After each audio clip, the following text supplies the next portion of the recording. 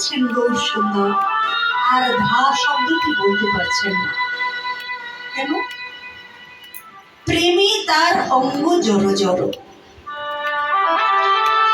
তিনি কৃষ্ণ নাম রস পান করতে করতে হঠাৎ তার সেই পুরবলীলা স্মরণ হয়েছে। কেমন ভাবে বৃন্দাবনে তিনি সুবলার বেশে শ্রীমতী রাধারানীর সঙ্গে তার যুগল হয়েছিল, সেই ভাব স্মরণ হতেই এখন সেই রাধা প্রেমে তিনি ডুব দিয়েছেন। তার রাধার ভাবটি ভেতরে জাগ্রত হচ্ছে, রাধার প্রেমে তিনি জাগরিত হয়েছেন। এইবার সুবলার বেশে যেই না তার স্মরণ হয়েছে, সুবলার বেশে প্রেমময়ীর সঙ্গে তার মিলন হয়েছিল। কলিযুগে সেই সুবলটিকে গৌরী দাস,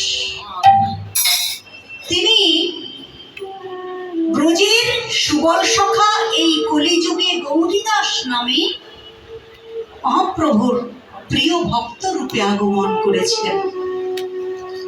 তাই গৌরী দাসের কণ্ঠকে জড়িয়ে ধরে বলছেন, সুবল রে, একবার তুই আমার প্রেমময়ীকে এনে আমাকে দর্শন করা, তার চাঁদ বাবু।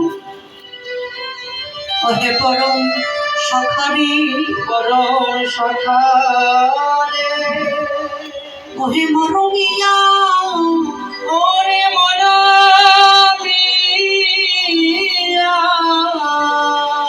গৌরী দাসের কণ্ঠটি জড়ায়ে ধরে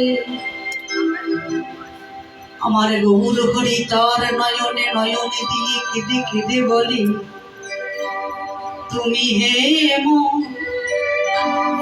মরম সখা, আরে তুমি হে মরম সখা, আমার গৌর হরি।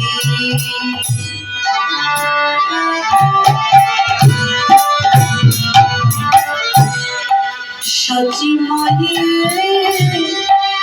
দুলভিয়া,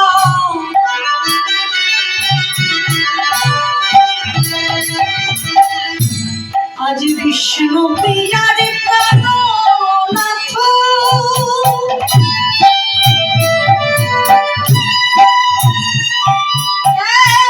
খুশি তানাথি আনানিধি,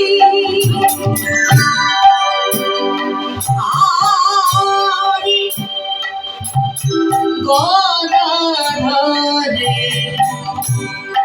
প্রাণ গোরা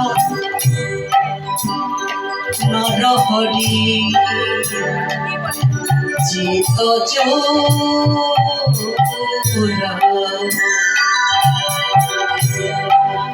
কি বললেন?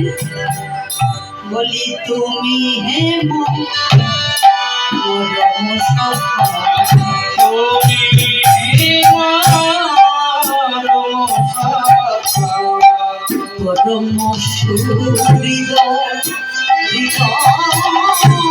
তুমি হে মরম সখা, তুমি হে